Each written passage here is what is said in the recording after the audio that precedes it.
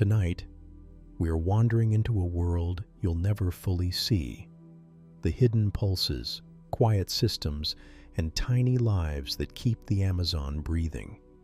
We'll follow the mist that rises without sound, the trees that speak in chemicals, the rain that forms from leaves, and the creatures that move like gentle shadows in the dark. Because beneath every branch and every ripple, there's a universe of quiet work.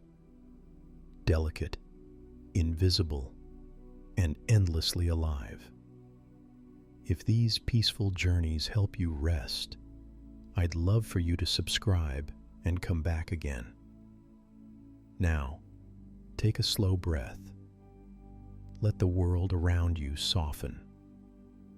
Together, let's step into the deep, green hush and listen to what can't be heard.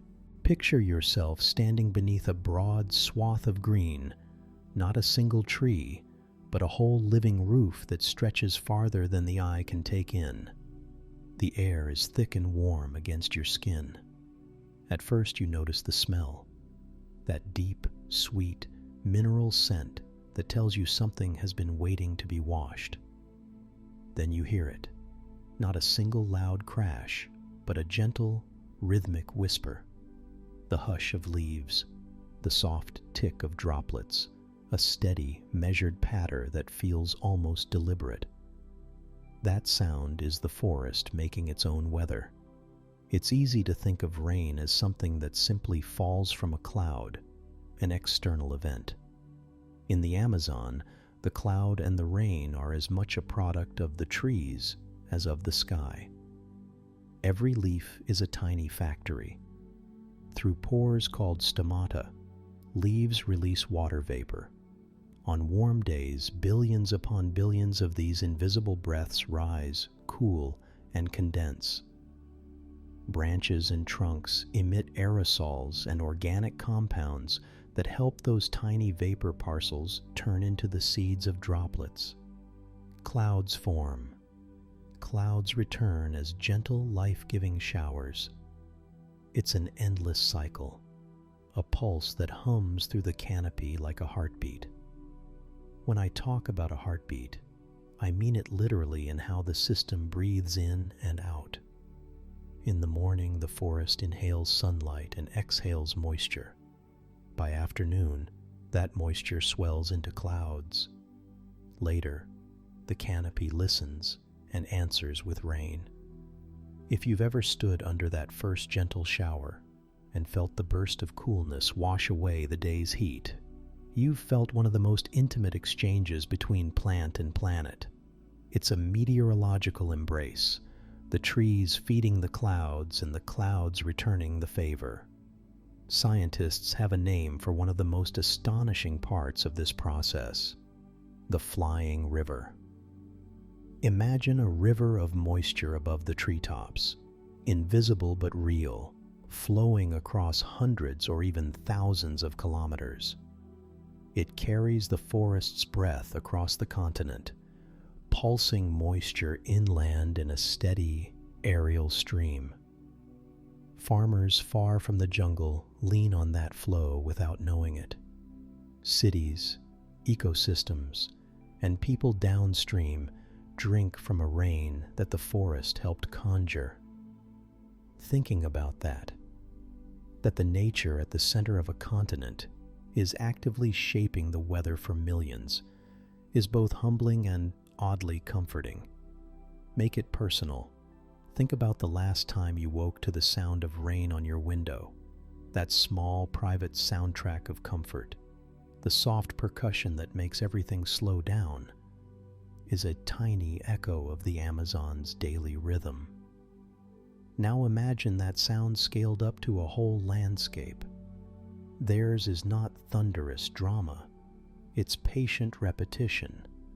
The forest doesn't shout, it breathes, and the breath returns. That breathing is audible if you learn how to listen.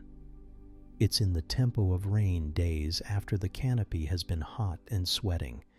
It's in the particular hush just before a shower begins, when insects quiet and the air seems held in suspense.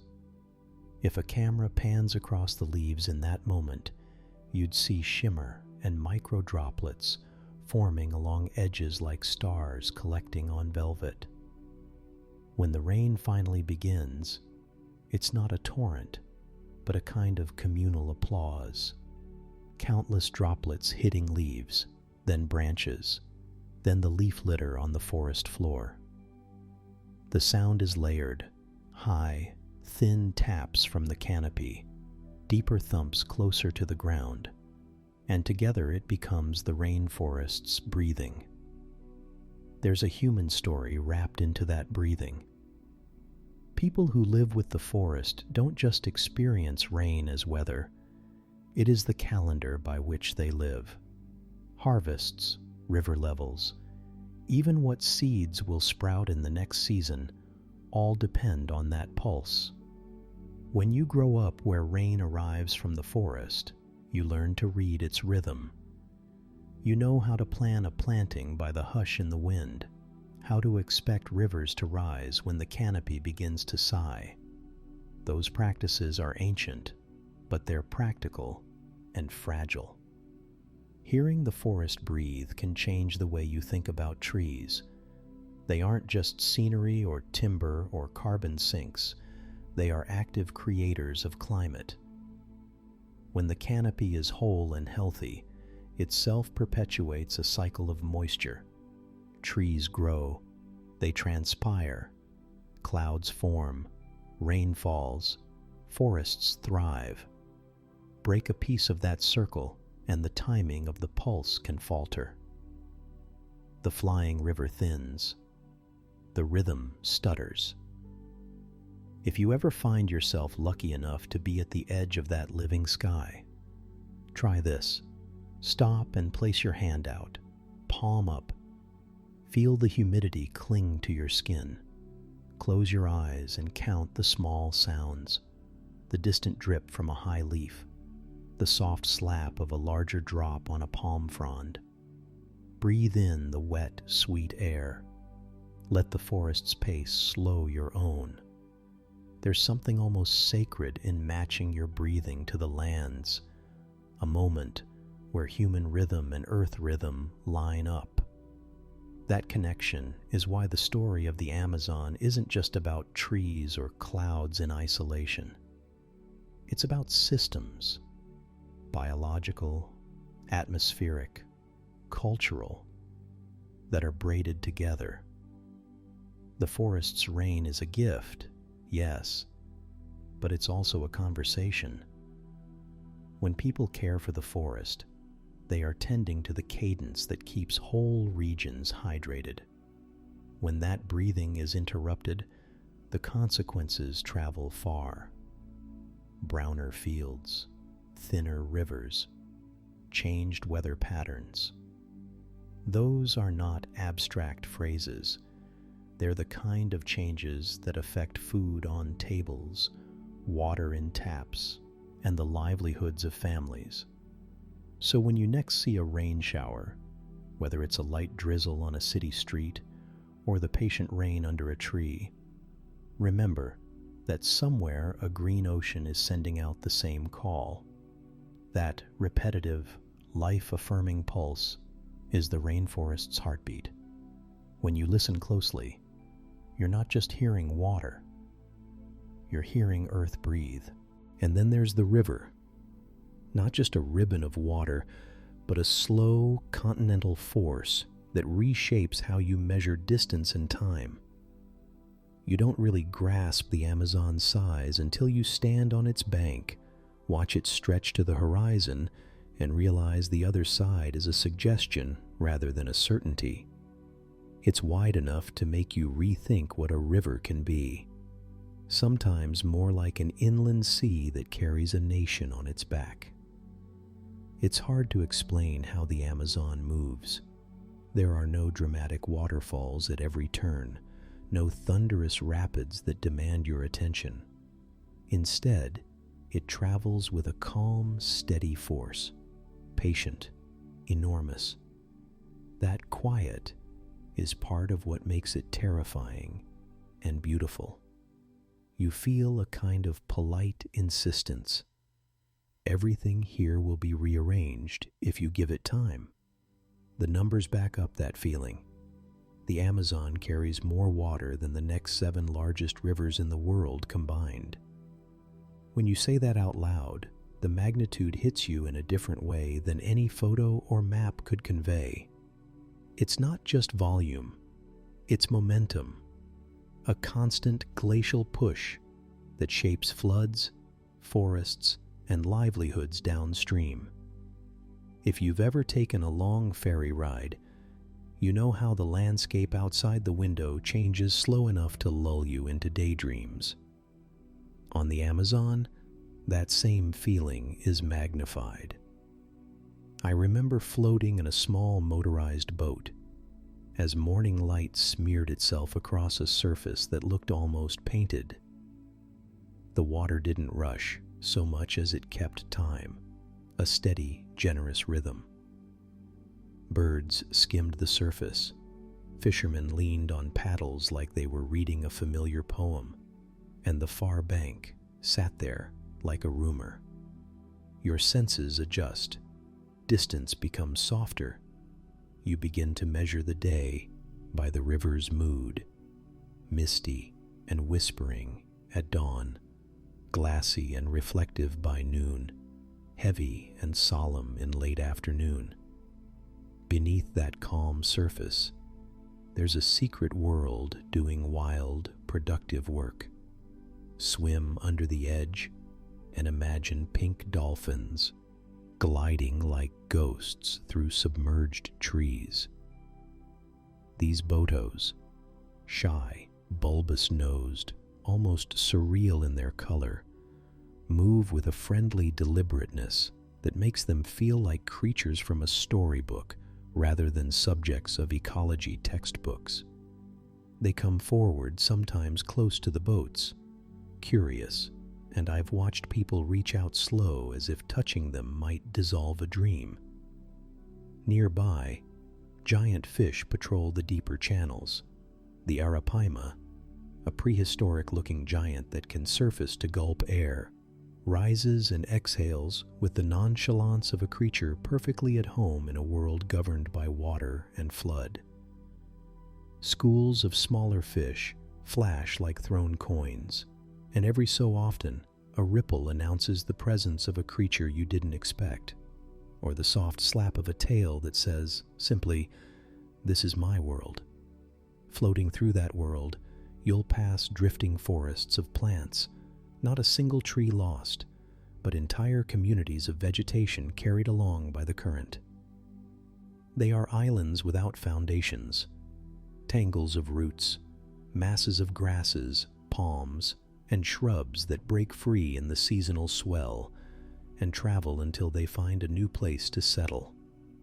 From the boat, they look like green ships, carrying nests of birds, and sometimes even small animals, clinging to root or trunk. For a moment, you see how rivers are not just conduits for water, but for things, soil, seeds, wood, whole ecosystems taking a trip. People who live along the banks treat these drifting forests with a kind of practical respect. They can be obstacles to navigation, but also resources. I watched a man in a village use one as a stepping stone to reach a houseboat, as if the river had lent him a walkway. The river also moves people in ways that feel intimate and quotidian. Boats are the main street, the market, and the ambulance.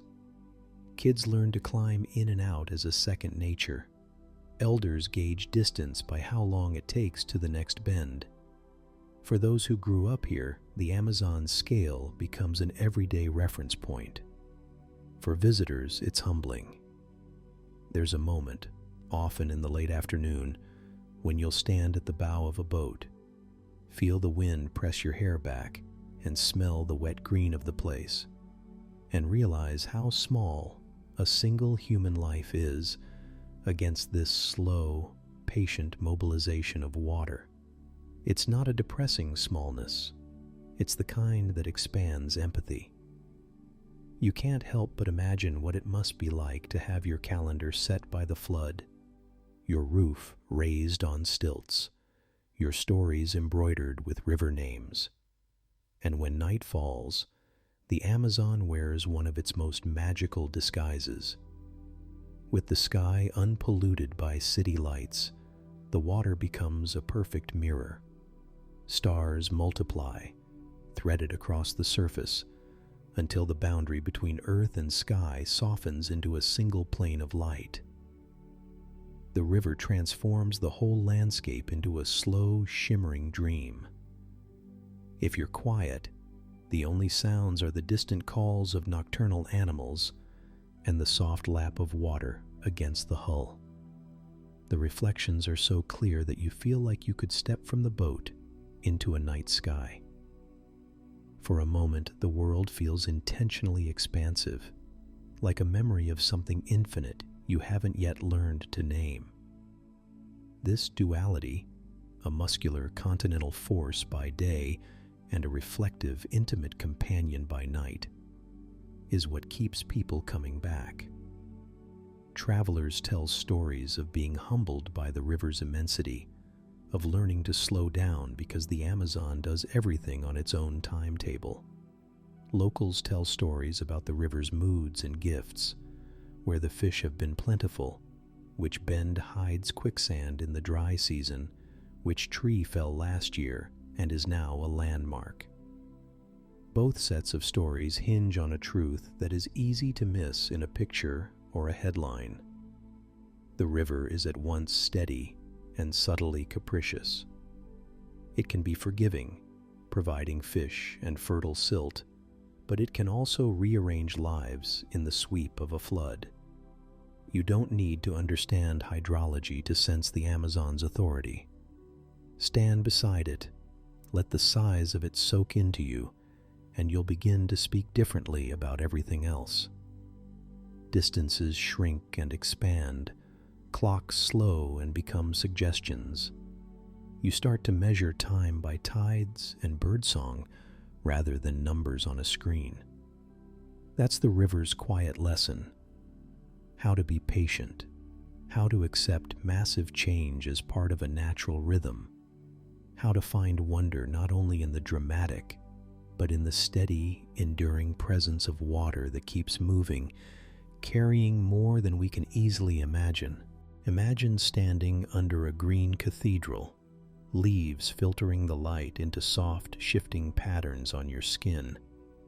You might think it's completely still up there, but the trees are talking, just not with voices. Their conversation is chemical and electric, a whispering network that hums beneath your feet and across the canopy. And when you understand how it works, you start to see the forest as a neighborhood where everyone looks out for one another. When an insect bites into a leaf, that tree instantly changes. It releases tiny airborne chemicals, volatile organic compounds that float like a warning smoke through the understory. Those particles are the equivalent of a text message, herbivore attack here. Nearby trees pick up the message.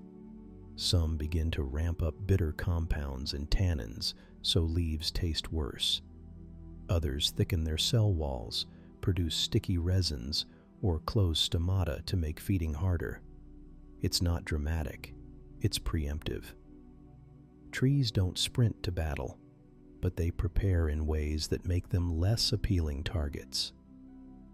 There's another layer to this conversation that you can't see without looking into the soil. Roots of different trees are often knitted together by fungi, mycorrhizae, that form a living internet. Through these fungal threads, electric pulses and carbon-laden nutrients can travel from tree to tree. If a canopy giant is struggling, it can send sugars down through roots and onto the fungal highways to support younger seedlings shaded out under its branches. Scientists who mapped these networks sometimes call it the wood wide web. I like to imagine an old mother tree keeping an eye on her saplings, quietly passing on breakfasts of sugar when they need it. The signals aren't just about survival tactics. Some trees, when chewed, release scents that don't warn neighbors so much as call in help. These volatile bouquets attract predatory insects, parasitic wasps, for example, that prey on the caterpillars doing the chewing. It's a kind of biological lobbying. "Come to my leaves, hunters," the tree seems to say, and the predators answer the call. For humans, this is almost poetic. Nature outsourcing pest control to its own little army. What makes this remarkable is the scale. These silent conversations can stretch for miles. A cluster of individually rooted trees behaves like a social network, exchanging chemical updates, nutrients, and electric alerts. That constant exchange builds resilience. If one species falters, others can compensate. If a pathogen spreads, pre-warned neighbors can stand stronger. The result is one of the most cooperative ecosystems on Earth, a forest community that survives because it communicates. Make this personal for a moment. Think about the last time you told a friend to watch out for something, maybe a pothole on your daily walk or a sale you thought they'd like. You don't make a big announcement. You pass the tip along. Trees do the same, but with chemistry and currents. And there's comfort in that. When I stand under an old tree, I don't just see wood and leaves. I feel connected to an elaborate support system, one that has been quietly exchanging favors for centuries. Researchers like Suzanne Simard have shown how interconnectedness goes beyond individuals. Carbon can move between species, and older trees sometimes act as hubs, distributing resources where they're needed most. That flips our usual view of competition on its head. Sure, plants compete for light and space, but beneath the surface, cooperation is constant. It's a reminder that ecosystems don't operate on single motivations. They're networks of reciprocal relationships. There's also a humbling lesson here about communication itself. We often assume speech or sound is the ultimate signal, but the forest knows other languages, chemistry and electricity, and they're astonishingly effective. The next time you walk under the canopy, try to listen without using your ears. Notice the light shifting, the scent of green leaves, the tiny insects that flit by. Imagine messages traveling on the wind and through tiny fungal threads beneath your shoes. And picture a community of giants that, in their own quiet way, are watching out for one another. This silent conversation changes how we think about preservation. Protecting a single tree isn't enough. You're protecting a node in a vast network. When we lose old trees or disrupt underground fungal connections, we don't just remove an individual. We sever lines of communication that take decades to rebuild. So next time you pass a forest, remember, it's talking. We might not hear it, but it's exchanging life-saving information every second, and our survival is woven into that whispering cooperative web. But not all life in the Amazon is meant to be seen. A huge part of the rainforest's personality arrives as sound, layered, surprising, and often far more intimate than anything a quick glance can offer. If you've ever spent an evening under the canopy, you know what I mean. Everything around you feels alive, but you can't always point to where that life is. That's because many animals prefer voice over visibility. They reveal themselves in calls that travel farther than their bodies could ever be seen. Take the howler monkey. From a distance, it's not a sing-song or a chirp, but a low, bone-deep rumble that rolls across the trees like distant thunder. The first time I heard it at night, I remember thinking a storm was coming. Then the sound kept coming, slow, resonant, almost musical, and I realized it was a living thing marking its space. Those vibrations aren't just beautiful, they're functional.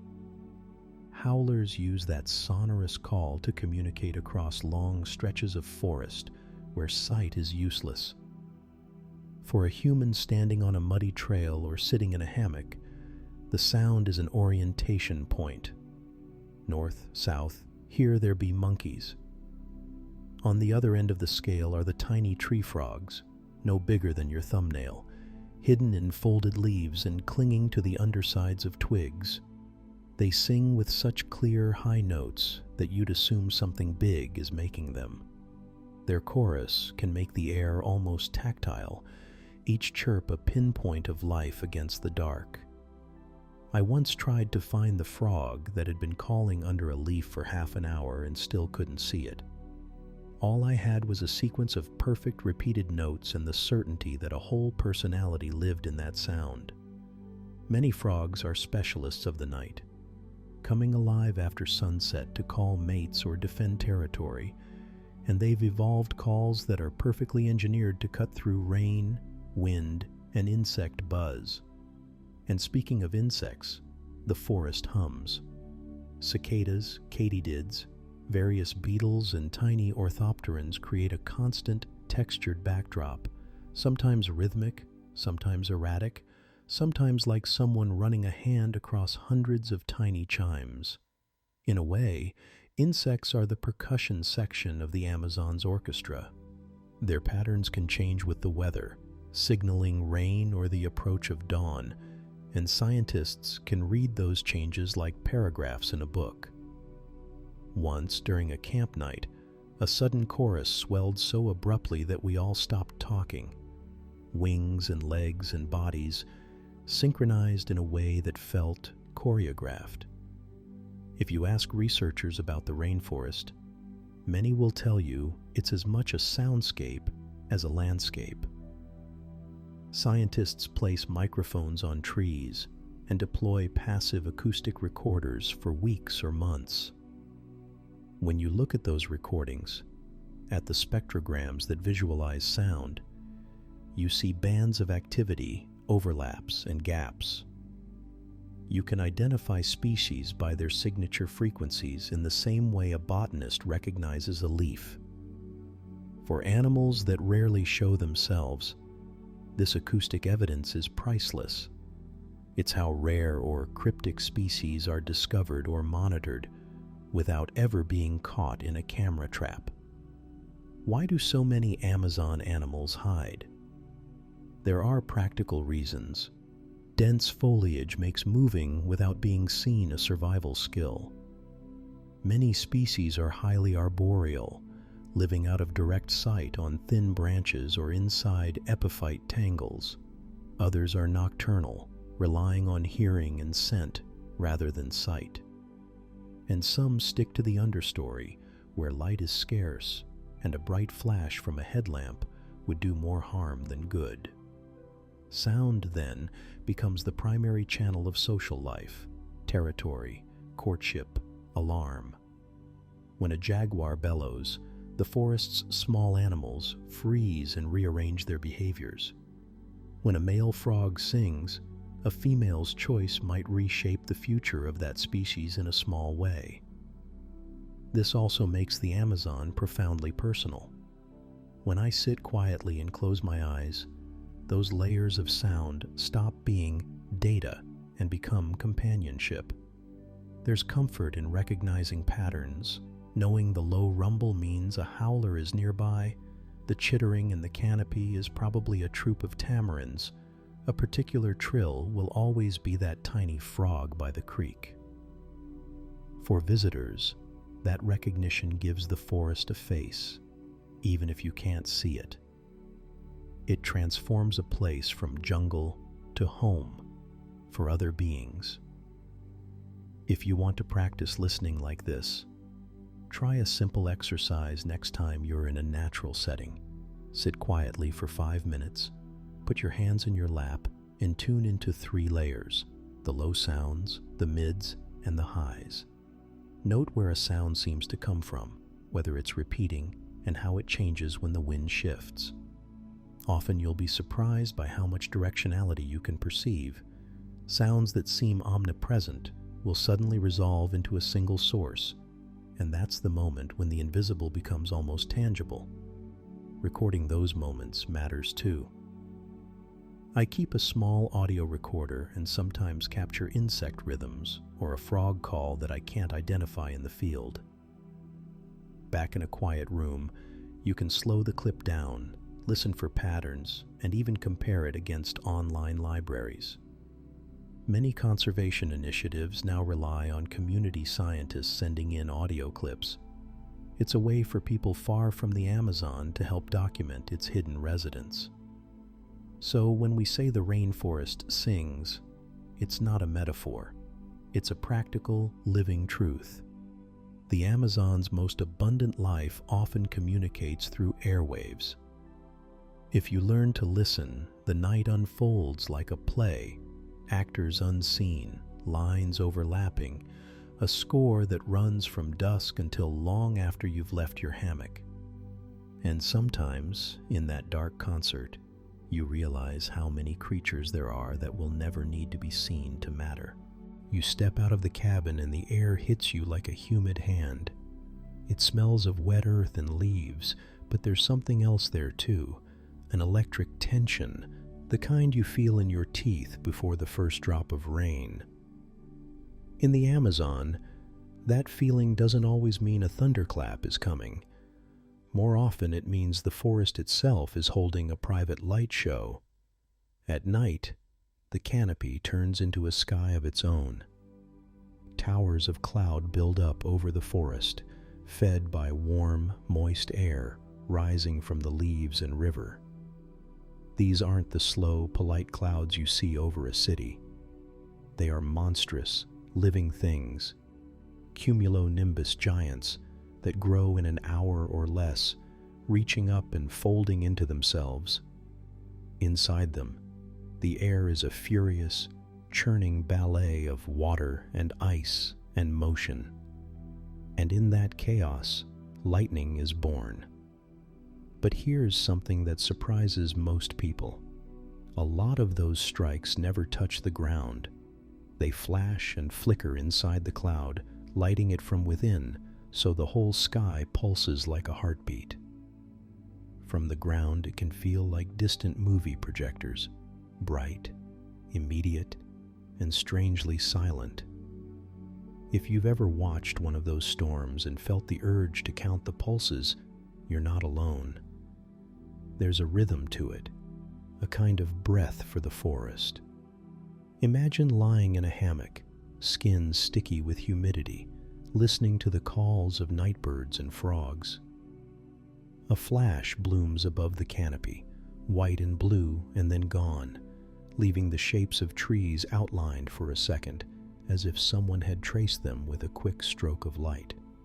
You might expect thunder, but often there's only a low, muffled roll, or nothing at all. That's the thing about intracloud lightning. The sound is absorbed and scattered by the vast shield of cloud and the height at which it happens.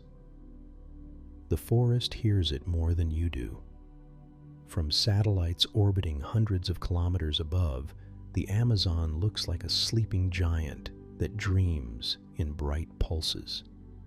Nighttime imagery reveals thousands of tiny flashes moving across the rainforest, and scientists can watch storms flare up, intensify, and subside, as if watching synapses fire in a brain. These instruments don't lie. The Amazon is one of the most electrically active regions on the planet. When you see that pattern, it's hard not to picture the forest as alive in ways we're only starting to understand. there's a human side to this too. Local communities have lived with these storms for generations.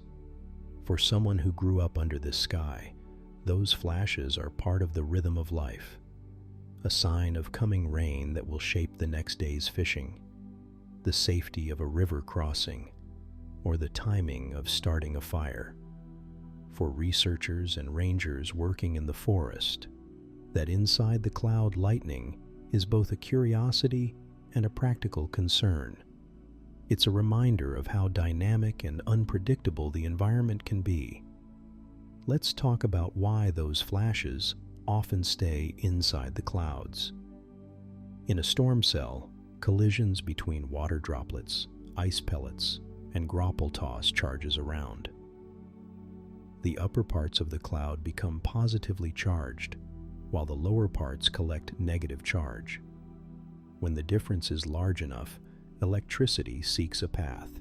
Sometimes that path arcs within the cloud itself, jumping between charged regions and lighting up the interior. That's intra-cloud lightning. Cloud-to-ground lightning, which is what we imagine when we think of a bolt striking a tree or a lightning rod, is actually less common in many of these Amazonian storms. This difference matters because intra-cloud lightning behaves differently. It's often more frequent, making the sky look like it's pulsing with a strobe of white light. It's also sometimes harder to register with ground-based instruments or those early warning systems that are geared toward cloud-to-ground strikes. Satellites, however, pick up the electromagnetic signatures of these flashes, and when researchers put those data together with weather models, they start to see patterns, where storms form, how long they persist, and how energy moves through the atmosphere above the forest. There's a quiet wonder in watching those patterns as a human being. You don't need to be a scientist to feel small and connected at the same time. The flashes remind you that the forest is not just trees and rivers. It's a system breathing and exchanging energy with the sky. If you stand there long enough, you'll find yourself making stories about the lights, imagining kin spirits moving through the clouds, or picturing the river reflecting a cosmic Morse code. Those narratives are part of how people make sense of something massive and invisible. But there's also a sobering side. Lightning, whether it hits the ground or not, can still spark fires, especially in areas where the canopy has been thinned or the understory dried out. Intra-cloud lightning can be a harbinger of conditions that are right for fires, particularly during dry seasons or where human activity has altered the landscape. When the sky flashes and there are corridors of sunlight breaking through deforested patches, the risk increases. For conservationists and communities, those flashes can be a signal to be vigilant. And then there's the way these storms make you feel small in the best possible way. You're reminded that so much of the planet's drama happens out of sight, through forces that are older than our cities and louder than our lives. Standing under that pulsing sky, you can't help but slow down. You count the flashes because your body insists on finding a pattern. You breathe the humid air deeper and feel the cool suggestion of rain. You think about all the things you carry that suddenly seem less important. A forgotten email, a plan that can be postponed. The storm has a way of recalibrating priorities. If you're filming or photographing these moments, the technical challenge is real. The flashes are bright, but fleeting. Getting the exposure right means balancing the camera's sensitivity against the darkness of the forest. But beyond technicalities, the best footage is the one that captures the human reaction. The way people tilt their heads up, the small noises they make, the instant conversations that start about what the future weather might bring. It's those moments that translate the science into something instantly relatable. As the night wears on, the storm often moves on, leaving behind an orchestra of dripping leaves and a ground that smells renewed. Sometimes the flashes retreat, becoming rare dots on the horizon. Other times they migrate, following the warmth and moisture like blood through a giant body. Either way, the memory of that pulsing canopy stays with you. The claustrophobic vastness of the rainforest lit up in private flashes, the way the sky can be loud without sound, and the uncanny intimacy of witnessing a living system that continues to surprise even those who think they know it.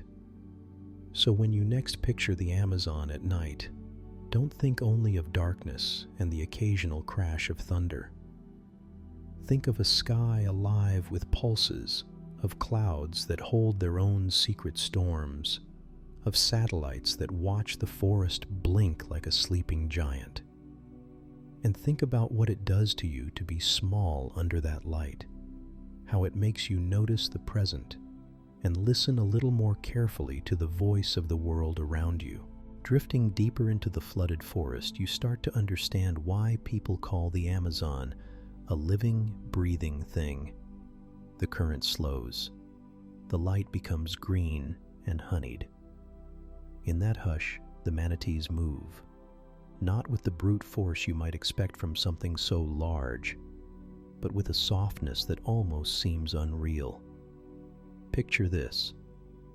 The riverbed is a slow-motion ballet of leaves and stems. A rounded back breaks the surface like a gentle hill. A pair of small eyes regard the world with curiosity and then return to work. They graze on the underwater plants, lips like soft paddles plucking at long strands of vegetation. Watching them is like watching clouds pass. No urgency, no collision, only a patient drifting as they feed. You can almost feel the water fold around them, the same way a summer breeze folds through tall grass. When I first saw one, I didn't expect to feel so calmed.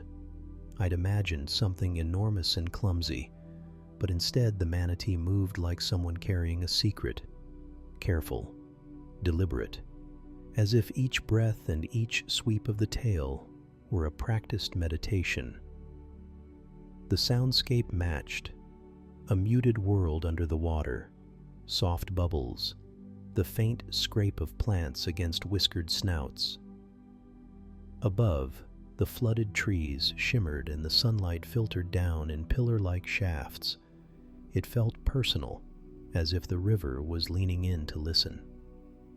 Locals treat the manatee with a kind of affectionate reverence. In many riverside villages, elders speak of them as spirits of peace, slow guardians who remind people to slow down. There's a story I heard more than once from a fisherman. His grandmother would say that if a manatee appears near your canoe, it means the river forgives you for the week's hurry. A shy nod from a manatee was a blessing, a way the water told your soul to breathe. These are not just animals in these tales. They are characters in the living myth of the forest, soft-handed teachers of patience. That folklore makes sense when you see how they move. They don't rush through the flooded forests. They weave between submerged trunks with the kind of ease that suggests a map drawn into their bones. Their mouths, big, prehensile, almost human in how they manipulate plants, gather water lettuce and water hyacinth with surprising delicacy. Sometimes two manatees will graze close together, tail to tail, as if sharing a song we can't hear. On rare occasions, a mother with a calf glides by, and the calf rides the warm current of her wake, learning the river's slow rhythms as naturally as breathing. Seeing one is rare, and that rarity is part of their magic. You might spend days on the river without catching sight of a single manatee. but knowing that they glide through these submerged corridors gives a comforting sense of company, like discovering an old friend you didn't know lived 2 houses down. That quiet awareness, that occasional glimpse, changes how you move through the landscape. You find yourself lowering your voice, softening your gestures, trying not to startle the invisible neighbors. You now imagine living under the green glass of the water. There are small, intimate details that stick with you. The way a manatee's whiskered muzzle leaves a ghostly trail through silt, the slow blink of an eye that seems to examine you more than the rest of the world, or the brief, almost shy surfacing when they poke their nostrils out to breathe, a tiny, deliberate moment that underlines their vulnerability. These encounters are gentle reminders that power doesn't always roar. Sometimes it nudges the world to sleep. That gentleness shapes how communities relate to them. Folklore aside, there's real care in how many people protect these animals. Fishermen will avoid certain shallow lagoons during calving season. Children learn from their parents to recognize the signs of a manatee's presence and to move quietly if one is near. For many, the manatee is both a daily presence in song and a fragile friend to be safeguarded. And yet, the peaceful image can hide danger. The slow life of the manatee also makes them especially vulnerable to boat strikes, to entanglement in fishing gear, to loss of the very plants they eat when waterways are altered. That makes every sighting feel like both a gift and a responsibility. If the river lets you in, it asks in return that you respect its rhythms. If you want to feel what that respect is like, try this. Imagine floating quietly in a small boat while the world slows. The only sounds are the flap of your own breath and the gentle lap of water against the hull. You look down, and there, moving like a cloud beneath the surface, is a manatee, feeding with complete unconcern for the clock on your wall. In that instant, your to-do list, your deadlines, the little anxieties that usually shape your day fall away. You're left with a sense of proportion that is oddly healing. To know that something so large can choose calm teaches you that peacefulness is not passive. It's a way of living. For viewers, that's the heart of the manatee's story. An invitation, not just to admire, but to learn. When we slow down enough to notice these animals, when we allow the river's tempo to set ours, we become part of a quieter world. The tales passed down through generations aren't just quaint stories. They're guidance. They remind us that strength can be quiet, and that caring for wild places is a way of honoring the small miracles that keep a river alive. As the camera follows a manatee sliding into shadow between 2 submerged trunks, let this image linger, enormous, unhurried, a soft cloud in the green water. It's a reminder that peace can have a shape, and that sometimes the most powerful presence is the one that asks nothing of us but to be still and watch. You push your flashlight beam aside because any extra light would ruin it, and there they are, a scatter of tiny green pinpricks across the damp leaf litter, like someone took a handful of stars and gently dropped them under the trees. Locals call it foxtire, foxtail, or foxed fire. Wherever humans have lived near these forests, they've given this phenomenon a name. Deep in the Amazon, it's the same quiet miracle. Soft, shy lights tucked into decaying wood, pulsing faintly in the humid night. I still remember the first time I saw them in my mind. You don't hear a sound change when you see the glow, but everything else seems to pause. Your steps get lighter because you don't want to crush those tiny lanterns. The light itself is different from anything electric. It's not harsh or precise. It's diffuse and forgiving, as if the forest is being lit from inside by something small and secret. And if you reach out and brush the leaves or the mushroom caps that hold these lights, some of them brighten. Not a glaring flash, but a polite little surge of glow, like someone nudging a dim lamp. Biologically, what you're witnessing isn't magic. It's bioluminescence, the same chemical phenomenon that makes fireflies blink and some deep-sea animals shine. In fungi, that light is produced when a molecule called luciferin reacts with oxygen in the presence of an enzyme, luciferase. Recent research has even mapped the fungal version of this pathway, showing that a hispidin-derived luciferin and a fungal luciferase are responsible for the greenish glow. The chemistry is precise, but the effect feels intimate and personal because it happens right under your feet. Why would an organism spend energy to glow at night? For the little mushrooms and mycelial mats of the forest floor, the leading theory is the same one we use for many bioluminescent displays: communication and recruitment. Those faint greens seem perfectly tuned to the night, not so bright that they scare things away, but bright enough to catch the attention of small insects and other invertebrates. Scientists suspect the light acts as a lure, inviting insects to come closer.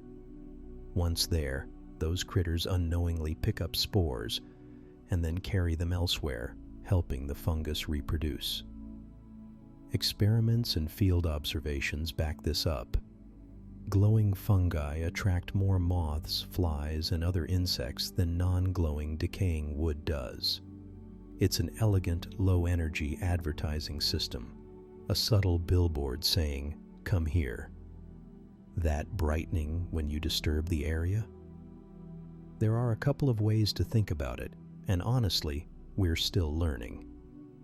One possibility is physical exposure.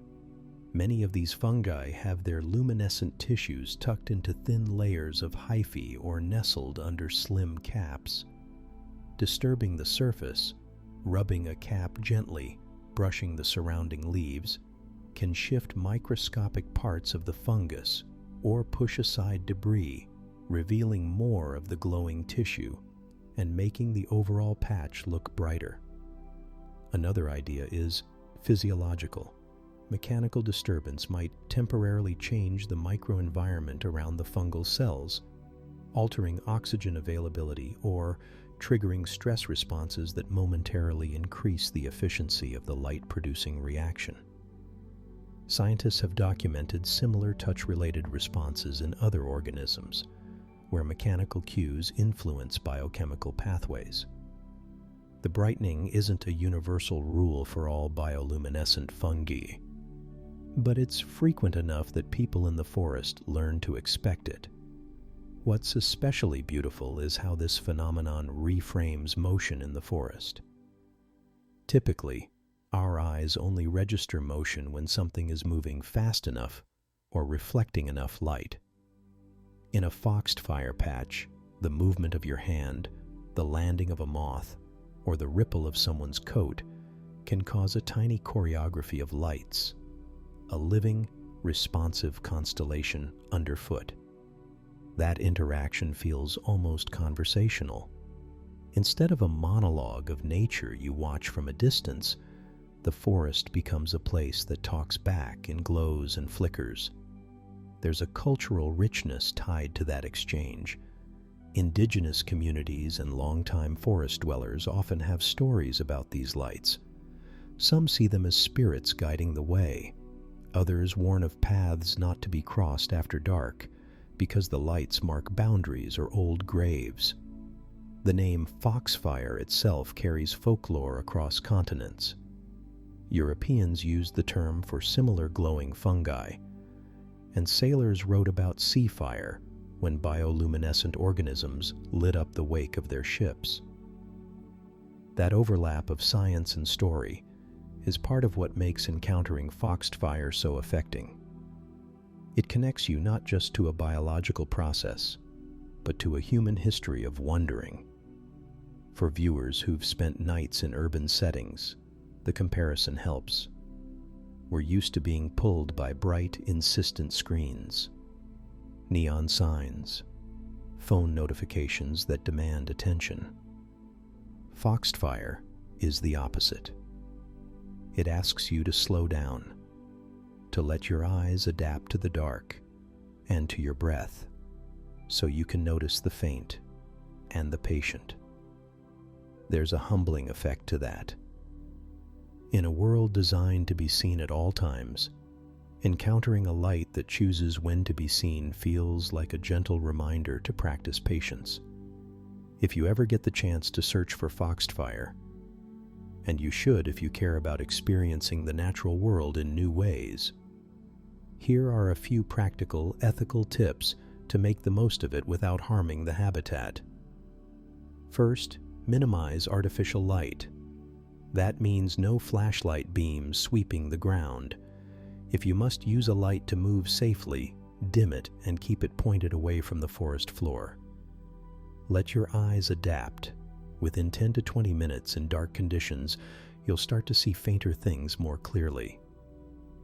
Second, don't collect or pry up glowing mushrooms. They're often playing a key role in nutrient cycling and reproduction. Removing them can reduce local populations. Third, move slowly and softly. You'll increase your chance of seeing that beautiful brighten-on-touch effect without trampling the very organisms causing it. And finally, respect local knowledge. Ask guides or locals about the best spots and the cultural customs around visiting them. Many communities see these places as part of their home and heritage, not as tourist displays. Beyond awe, foxfire also matters for science and conservation. Fungi are foundational to forest ecosystems. They break down dead plant material and shuttle nutrients back into the soil.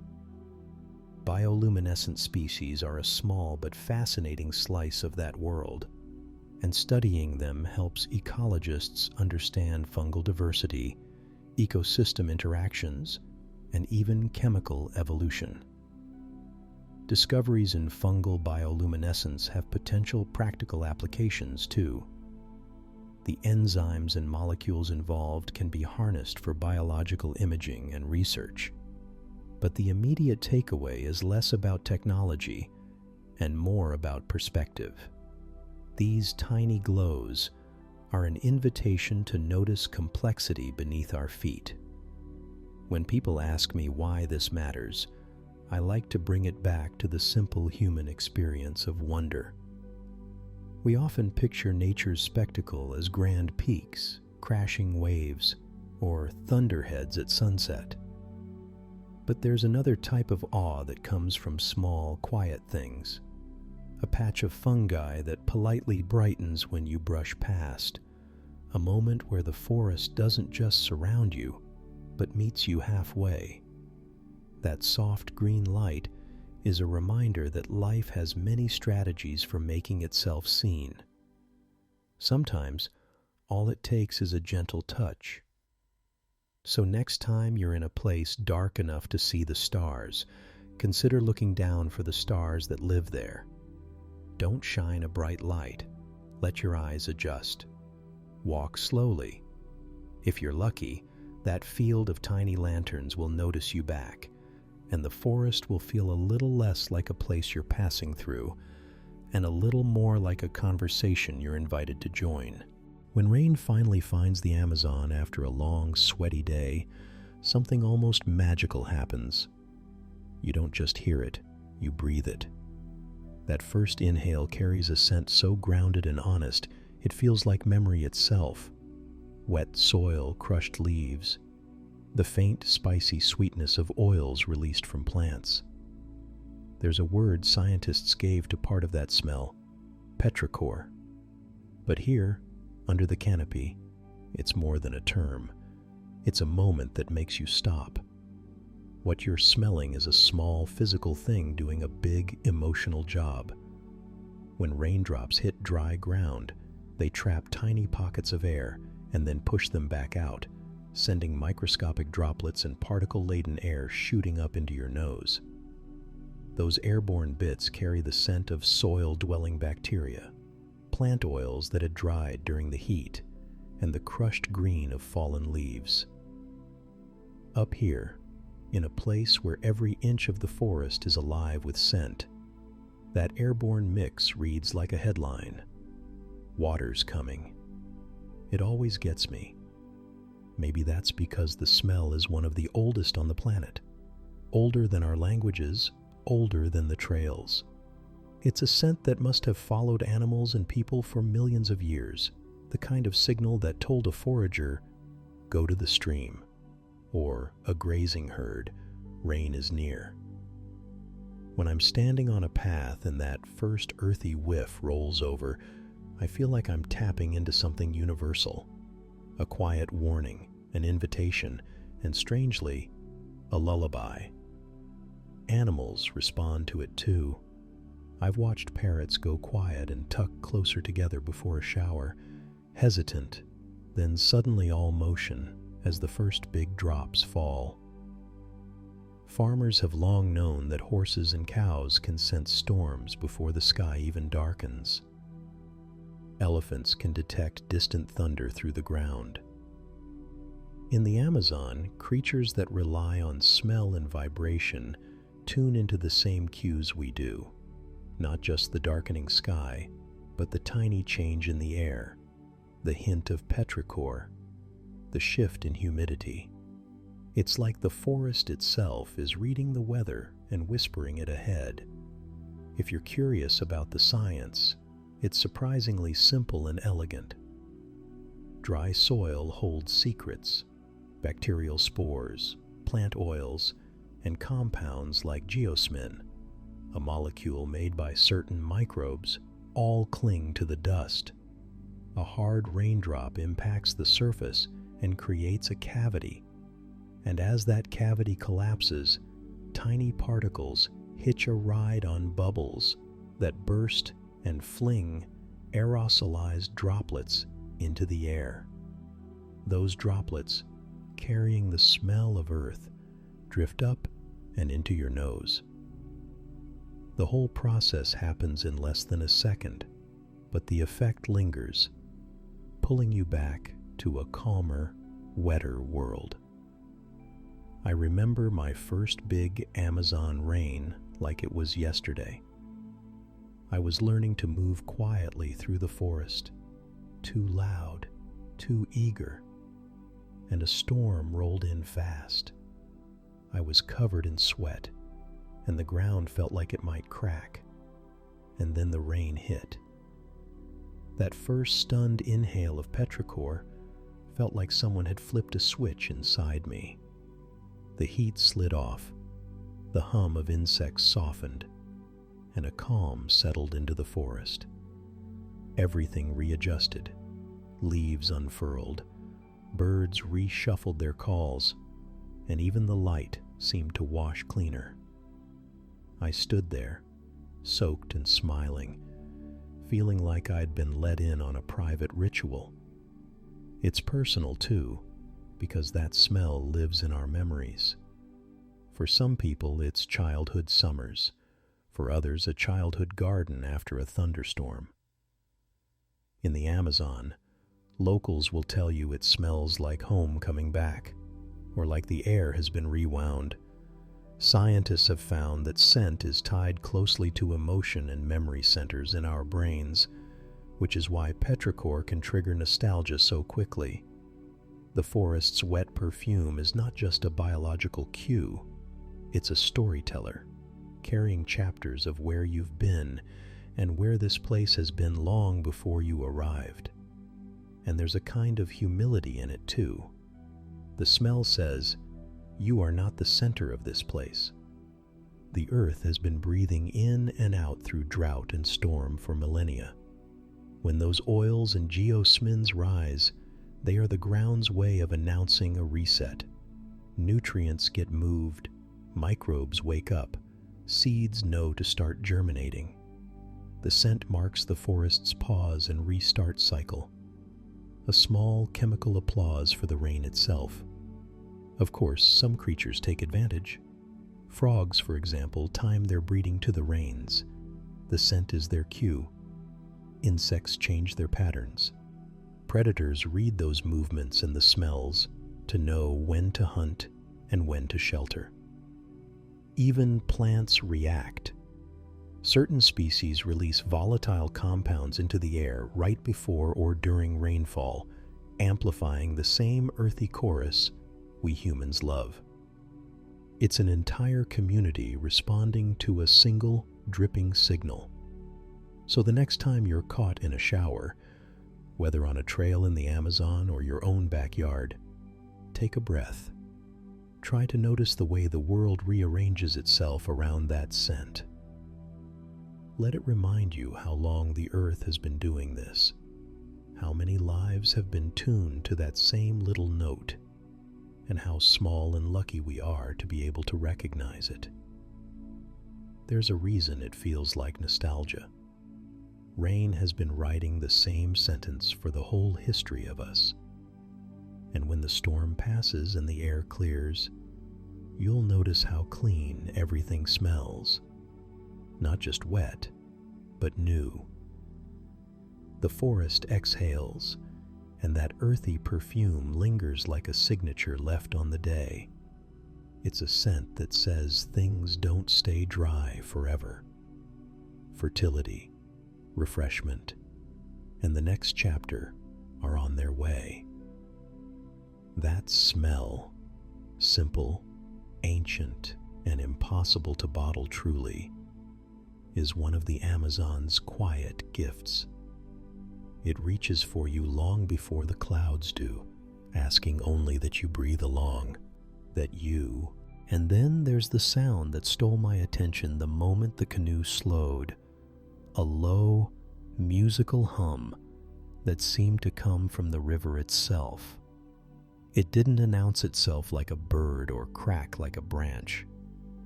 It was more like a held breath, something steady and patient. If you've ever rested against a radiator on a winter night and felt the house settle into a quiet, rhythmic creak, you'll know the feeling. Comforting, almost familial. That's the river that sings. Picture this. Dusk folding over the water, the trees blackening into silhouettes, and the surface of the Amazon smoothing into wide, dark mirrors. The hum isn't loud. It doesn't demand your attention. Instead, it sits under everything, persistent and even, a sound that makes you unconsciously slow your breathing to match it. Locals will tell you not to mistake it for wind or insect chorus.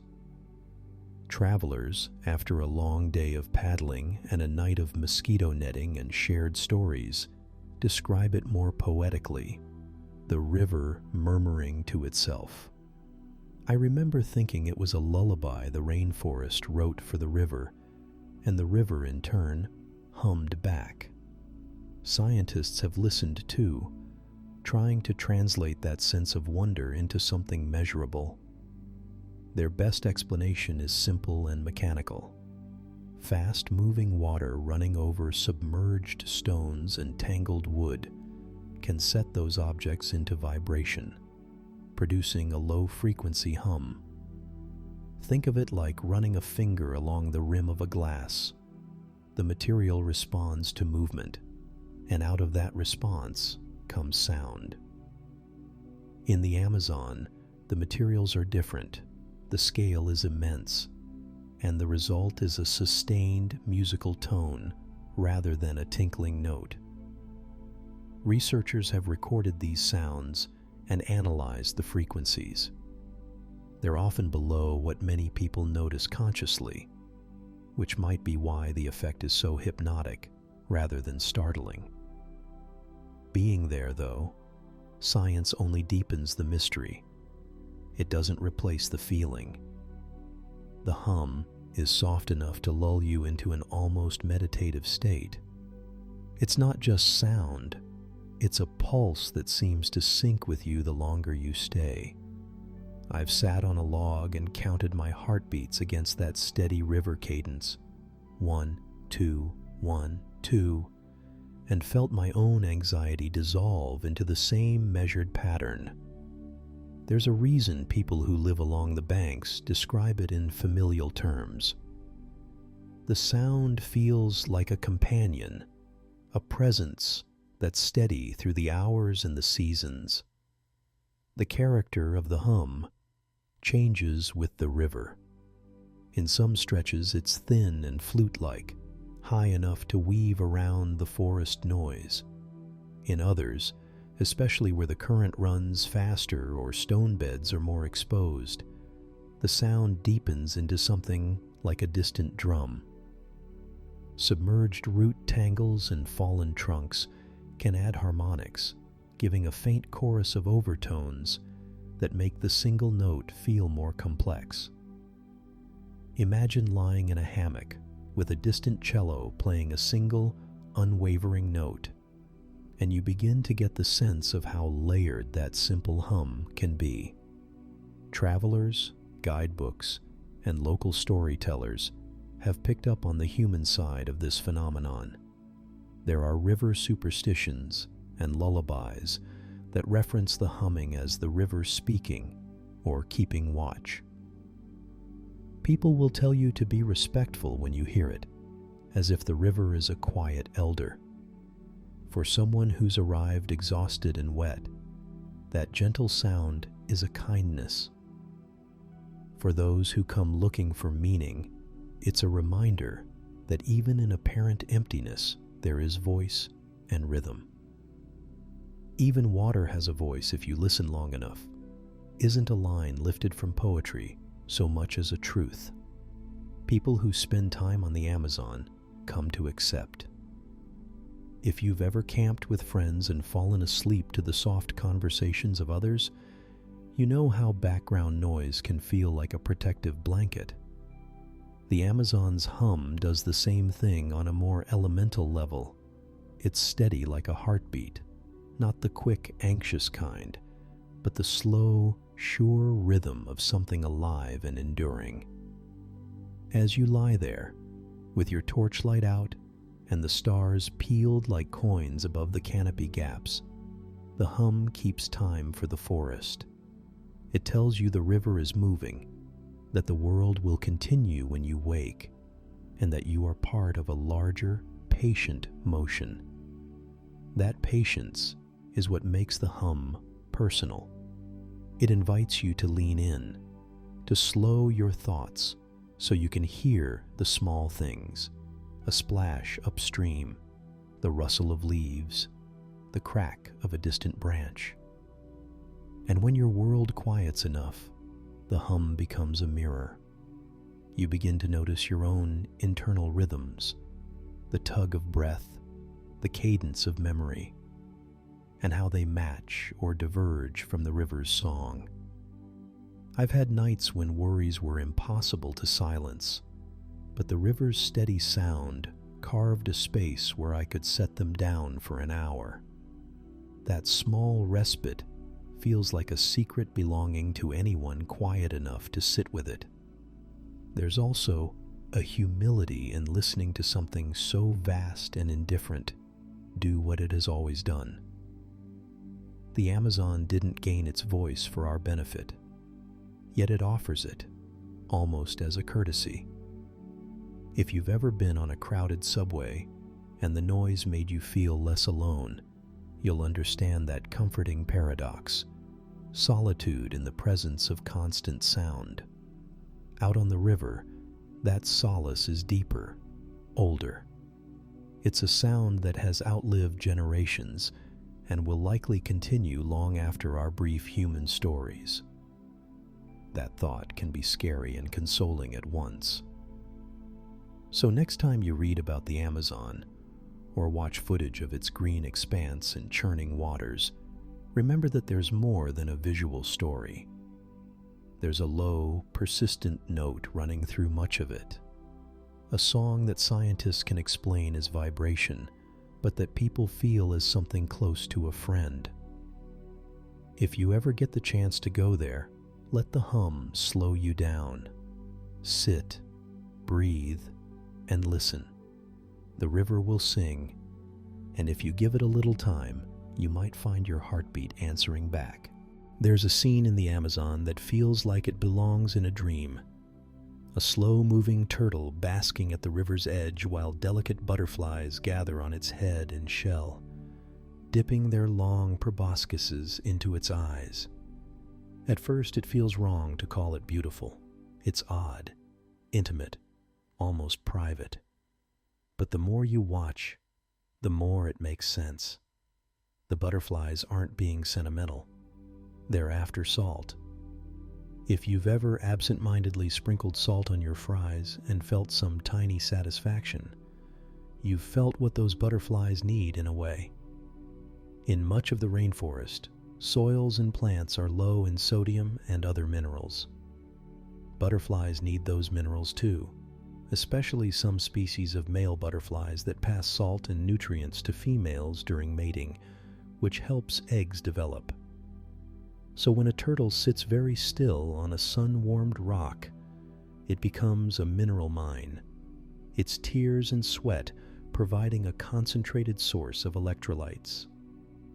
I remember standing on a narrow bank, squatting low to keep my shadow from startling anything, and feeling like a voyeur in someone else's quiet life. The turtle looked unbothered, eyes half closed, the sun catching tiny ridges on its shell. Butterflies as fragile as paper landed and unfolded their tongues like thin threads, sipping with astonishing gentleness. They moved in and out, wings fanning, creating a tiny hypnotic ballet. There was no hurry, no drama, just an exchange that's been happening for eons. Scientists call this behavior lacryphagy. It's not unique to turtles. Butterflies sip moisture and minerals from mud, carrion, dung, and even from the sweat of mammals and the tears of birds. But the image of a butterfly on a reptile's eye has a special poignancy. It shows how life in the forest doesn't rely only on big gestures like predation or storms. It also depends on these quiet, almost invisible services. One organism's vulnerability becomes another's survival tool, and both continue. Watching it, you start to notice the small practicalities. The turtle will tuck its head or close an eye slowly, and then tolerate the gentle landing. Perhaps it's learned that this harmless disturbance is a cost of living in a place where nutrients are scarce. The butterflies, meanwhile, are precise. They seem to know exactly where to land to avoid being swatted away, choosing the less sensitive spots and making their meal short and unobtrusive. There's an unspoken choreography that looks effortless, but is built from countless tiny interactions. That sense of mutual adjustment is what makes the story so relatable. Think about friendships or shared routines in your own life. People who quietly help each other with small things, without fanfare. It's not always the big rescues that keep a community going. It's often the consistent, tiny acts of care. The rainforest is full of those micro-relationships.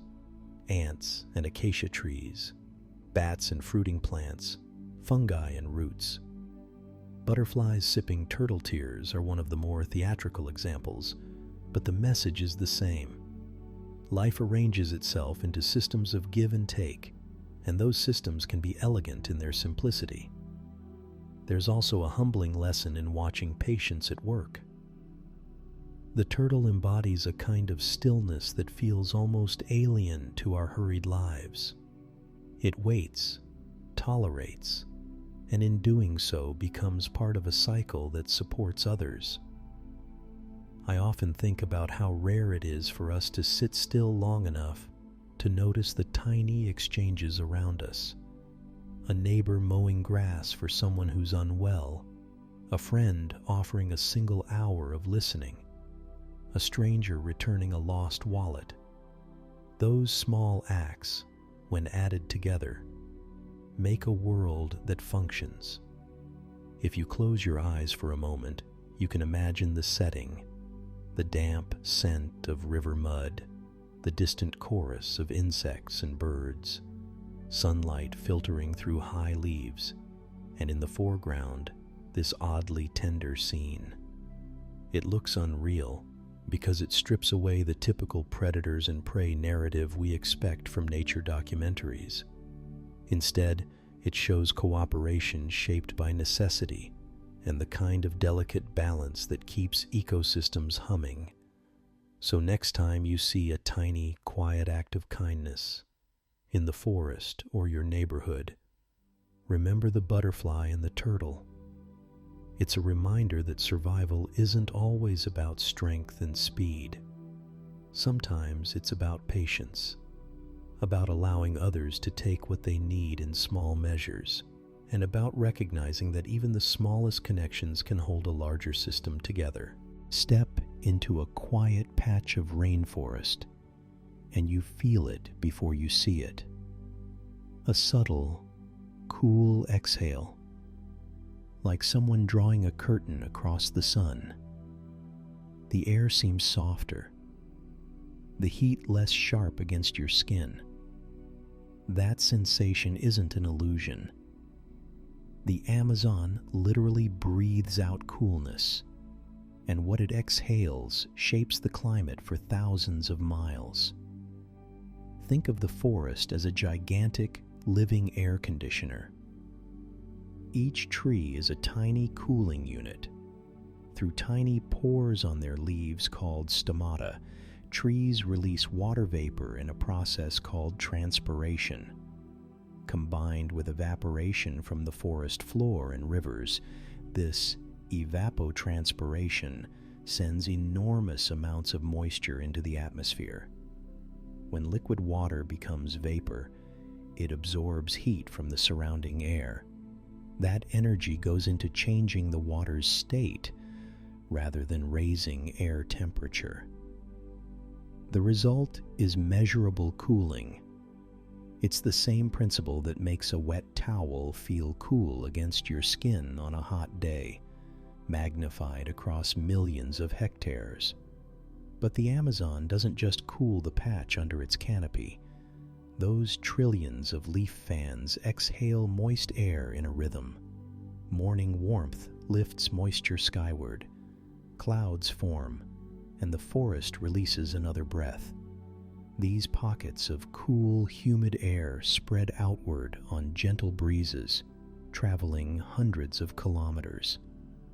Locals in cities like Manaus or villages along the rivers often describe the arrival of that breath as a welcome shift.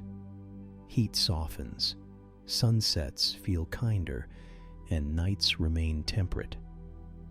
For people who farm, fish, or sell produce, those cooler spells can mean less stress on crops and animals, and a longer growing season for certain crops.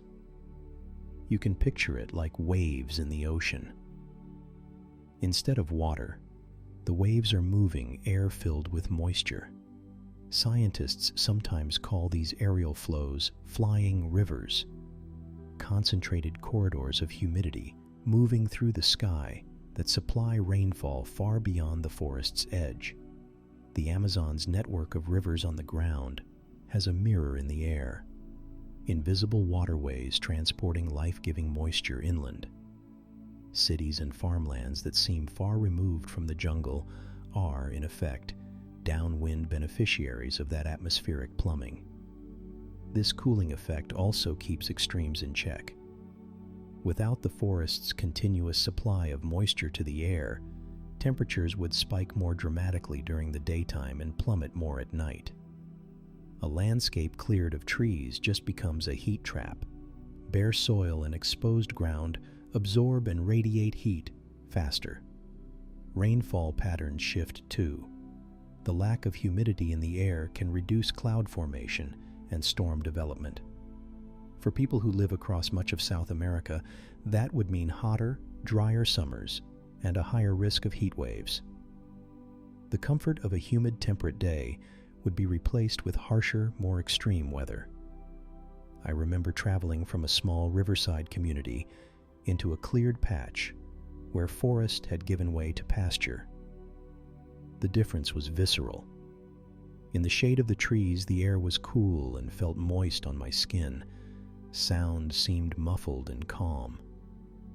Step out into the pasture a few meters away and the sun was sharp, the heat immediate, a dry wind that didn't soothe but baked. Local farmers told me how their fields behave differently depending on whether the surrounding land is still forested. Crops fare better when the neighbor's trees are intact because the air stays more forgiving, because nighttime temperatures don't fall so low that frost risks increase, and because the seasonal rains arrive more predictably. It's important that we see this not as some romantic metaphor, but as a chain of physical processes with very real consequences. Water vapor acts like a thermostat. By moving heat around and regulating humidity, the Amazon helps define regional climate. When that balance is disrupted by logging, fires, or large-scale conversion to agriculture, the thermostat gets thrown off. Studies have shown that deforested regions can experience noticeable increases in local temperatures, altered rainfall timing, and more frequent dry spells. The knock-on effects ripple through food production, water availability, and human health. There's also a human dimension that tends to be overlooked. People feel this cooling in ways big and small. For an urban resident, it might be the difference between sleeping peacefully and waking through the night in a sweat. For a fisherman, it's the predictable morning breezes that make navigation and nets manageable. For indigenous communities and riverine peoples, the climate set by the forest is intertwined with seasonal patterns that determine when to plant, when to fish, when to harvest. When the forest's breath falters, livelihoods that depend on rhythm and predictability are the first to wobble. The beauty of the Amazon's cooling is how subtle it is. Most of us don't notice it because it's constant, the way a reef quietly protects a shoreline from every swell. We step outside, take a deep breath, and don't credit the trees for the gentleness of the day. Yet this quiet service is vast in scale. It's like living next to a glacier and not remembering that the glacier keeps the river flowing until someone turns on the tap and finds it's running dry. And there's an important feedback loop. The cooling and moistening produced by the forest actually helps sustain the forest itself. Moist air encourages cloud formation and rainfall, which refuels rivers and soil moisture. If enough forest is removed, that loop weakens. Fewer trees mean less transpiration, less humid air, fewer clouds, and ultimately less rain. A self-reinforcing slide towards a drier, hotter state. Scientists worry about tipping points, thresholds beyond which the system might flip into a drastically different climate regime. If large swaths of the Amazon were to cross that threshold, the region could lose much of its rainforest cover, and along with it, the cooling breath we all depend on. It's also worth noticing how modern life takes the forest's service for granted. Cities that have never experienced a leveled, denuded landscape assume weather will always be like it is now, but the reality is precarious. The air conditioning we pay for in our homes and the irrigation systems farmers rely on are, in part, compensating for the changes in nature's thermostat. Restoring and conserving forest is often more cost-effective and sustainable than trying to replace its functions with machines and infrastructure. So what can we do while holding on to that sense of awe? First, recognize the connection. The next time you feel a refreshing breeze, whether it's in a city park or at the edge of a green valley, allow yourself to trace it back in your mind to the larger systems that make it possible. Second, support policies and practices that keep large tracts of forest intact and prioritize landscape connectivity. Preserving corridors of trees ensures those aerial rivers can flow unimpeded and keeps the evapotranspiration engine running. Third, listen to local voices. Indigenous knowledge holders and people who live and work in the forest have long understood these rhythms and have strategies for living with them that we can learn from. The Amazon's cooling breath is one of the planet's quiet miracles, a process so gentle and persistent that most people walk through life unaware of its presence, yet so essential that its loss would be felt in the sweat on our brows and the yield in our fields. It cradles life not with a single dramatic act, but with a continuous, life-sustaining exhale. Remembering that, and acting on it, is how we make sure the entire region and all of us who benefit from its kindness continue to have a place to breathe easy. There's a trick the Amazon plays on you. It hides the show until the light is just right. Walk through a trail at midday and you'll see a sea of greens, browns, and shadow. Stand very still at the edge of a sunlit clearing or wake before the sky is fully bright, and suddenly an entirely different palette answers you. Flashes of blue, neon slashes, petals unfolding like secrets. That's the essence of a world of hidden colors. The forest is not muted or dull, it's deliberate. It only opens its chromatic wardrobe when you slow down enough to notice. I remember my first encounter with that truth. I was crouched under a kapok tree, camera in my lap, convinced it would be another quiet morning. The understory was thick with leaf litter and the brown underside of wings and bodies. Then the breeze moved a single branch and a flash, electric, unnaturally blue, skated across my peripheral vision. A blue morpho had taken off, and for the fraction of a second, its wings were a radiant sheet of light, the kind of blue you want to reach out and touch. When it settled on the leaf again, its wings folded, and what I thought had been a brilliant bird vanished into ordinary brown. I sat back and laughed at myself, because in that instant, the forest felt like a magician's stage, revealing its tricks only when the timing was right. That moment was instructive. Many Amazon creatures don't carry permanent bold pigments like a painted postcard. Instead, their colors are conditional. They emerge with motion, angle, or a change in the light spectrum. The blue morpho is the textbook example. From above its wings shout a blue so saturated it seems electric. From below, the wings are dull and cryptic. The reason isn't pigment alone. The upper wing scales are microstructured to diffract and reflect light in a way that intensifies certain wavelengths. When the angle shifts or the wings open and close, those microscopic structures catch the sun and project an almost neon blue. Stillness hides it. Motion reveals it. For the butterfly, that's a survival strategy, a flash to startle predators, a way to communicate with mates, and when folded, a camouflage to vanish among leaves. If you've ever compared sequins to velvet, you'll get the idea. The butterfly's blue is sequins, reflective, changing with the light. The brown underside is velvet, absorbing and blending. Being in the Amazon teaches you to read both. Underwater, the same rule applies but with different physics. The flooded forests, the Varzea and Igapo, turn the rainforest into a submerged cathedral with tree trunks and branches arcing through glassy water. Swim or peer into those still pools, and you'll find fish that look ordinary at the surface but erupt into color when you submerge your gaze.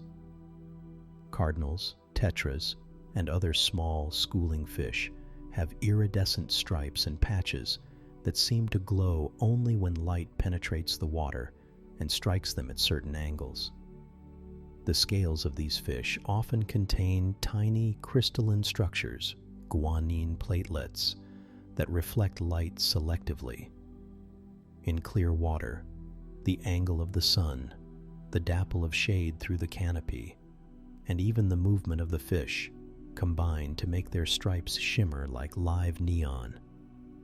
One of the most humbling things I've learned is how much of this display happens below the surface and how easy it is to miss. Once, standing on a flooded bank with a guide, I watched him slip a hand into the slow current and gently part the water near a submerged root. The ripple caught the light differently for a moment, and a line of bright azure flickered along the flank of a fish that had been invisible moments before. I had seen hundreds of fish that week, but that small, sudden neon stripe felt like a personal performance. It was as if the fish were waiting for the right spotlight to reveal the show. There's a lesson there for how we look at things. Don't assume stillness is simple or obvious. Often, you need a small disturbance, the tilt of your head, the movement of a leaf, the first brightening of dawn, to coax a hidden color into being. And sometimes the spectacle is precisely timed. Many flowers and plants in the Amazon subtly control when they show their colors. Some blossoms open only at dawn, their pigments arranged so that the first soft rays of the sun reveal them in full intensity. The giant water lily, Victoria amazonica, is a beautiful example. Its enormous pads sit like moons on the surface, and the flower itself opens in stages, attracting pollinators with one hue at night and then changing as the day progresses. Some orchids and morning blooming species unfurl their petals only as the light warms, and the pigments inside are designed to catch that precise light and reflect it in decisive ways. When you stand at the river's edge before sunrise and watch the flowers slowly unveil, you get a sense that the forest is curating its gallery, choosing who sees what and when. That curation rewards patience.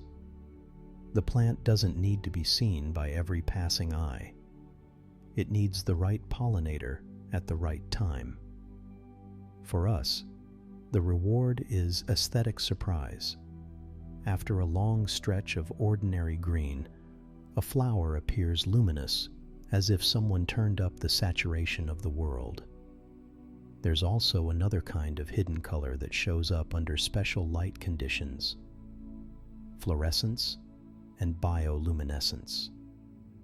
In shaded trails or at night, some fungi and insects glow under ultraviolet light, and if you ever shine a UV flashlight across a fallen log, you might find tiny iridescent spots shifting colors.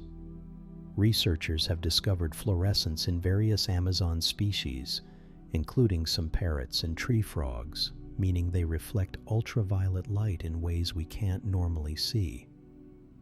Even if you don't have a UV light, you can still appreciate the mechanics. Parts of the rainforest are designed to respond to specific wavelengths, to be visible to creatures that see beyond our human spectrum. It's humbling to realize the visual world in the Amazon is richer than what our eyes alone can register. So how do you get better at seeing these hidden colors? A few simple habits can make a big difference. First, slow down. The faster you move through the forest, the more you miss. Sit, breathe, and let the environment come to you. Second, change your angle. Look up as well as down and glance along the water's surface. Many iridescent effects reveal themselves only at particular vantage points. Third, go early and stay late.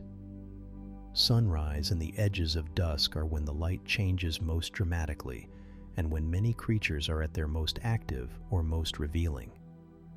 Fourth, keep your breathing steady. Animals are alert to motion and sound.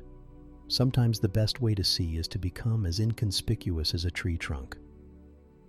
And finally, bring patience like a companion.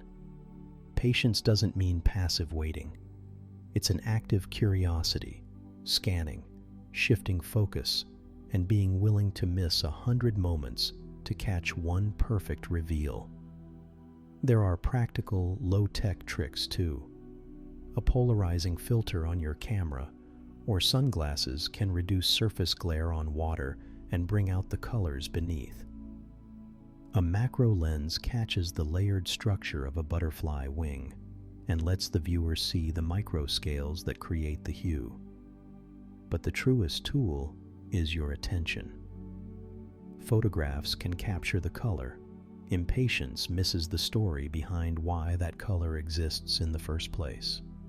Beyond the science and the tips, there's a human resonance that keeps bringing me back to these moments. There's a kind of richness in the Amazon's reserve that's strangely comforting. You can't rush it. You have to be patient to be rewarded. In everyday life, relationships, work, recovery, there's often more happening beneath the surface than the first glance reveals. Waiting doesn't always mean losing. It can mean earning an experience that's fuller and surprising. I like to carry that back into whatever city I return to, a habit of looking twice, of giving time to details that might reveal themselves later. It makes daily life feel more like a rainforest, layered, alive, and intermittently brilliant. Visually, these hidden colors make for some of the most cinematic footage you can capture. Imagine the camera hovering over a leaf. A butterfly flashes across, the frame exploding with blue for a beat, before settling back into camouflage. Or a slow-motion dive into a flooded tree, where a school of tetras disperses and their stripes catch the light like a string of LEDs. Or a time-lapse of a flower bud, asleep in the dark, then unfurling and changing hues as the sun climbs. These are the sequences that remind viewers that seeing is not passive. It's an invitation to be present. That's the secret the Amazon holds. The forest is full of beauty you only see when you're patient. It does not shout its colors all at once. It offers them as rewards for the curious, the quiet, and the persistent. So next time you find yourself in a place that looks monotone at first glance, give it a little breathing room. Wait through one more minute of the shadow. Tilt your head when the wind stirs the leaves. Watch the water until the right angle comes. The forest will respond, not by changing who it is, but by revealing a side of itself that only reveals to those who stay. Sit with this for a moment. The Amazon never truly sleeps, but it rests in a way that's different from anything I know. Quiet, layered, and patient. Tonight we followed its stories. Rivers that move like slow conversations. Patches of forest that glow with small lives. Trees that lean toward each other and exchange whispers. And animals that step so softly they might be mistaken for shadows. Let those scenes find their place in you. Picture a single leaf letting go and drifting on a wide, dark river. Imagine it turning slowly as water carries it, finding eddies, brushing past roots, and then finally resting against a sheltered bank. Let your thoughts be those leaves, allowed to drift rather than forced. If you felt your breath change even a little while we watched the water or watched a moth's delicate wing, that's the forest doing what it does best, teaching stillness. This place is huge and intimate at once. From above it looks endless, a rolling sea of green. Up close, it's an entire universe stitched together by small things. A droplet balanced on a fern, the bright streak of a bird through a shaft of light, the unexpected chorus of insects at dusk. I remember standing on damp soil once, taking in the smell of wet earth and leaves, and thinking how each tiny life had a role so natural and unhurried that it made my daily anxieties feel oddly human-sized. Maybe you know that feeling, the comfort of being a small part of something steady and ancient. There's a kind of mercy in this quiet. It doesn't demand that you fix yourself or solve anything. It simply asks for presence. So if tonight's journey eased your thoughts even a little, take that as an invitation. Come again. We can trace more river bends, sit under more canopies, and listen for insect songs that sound like rainfall.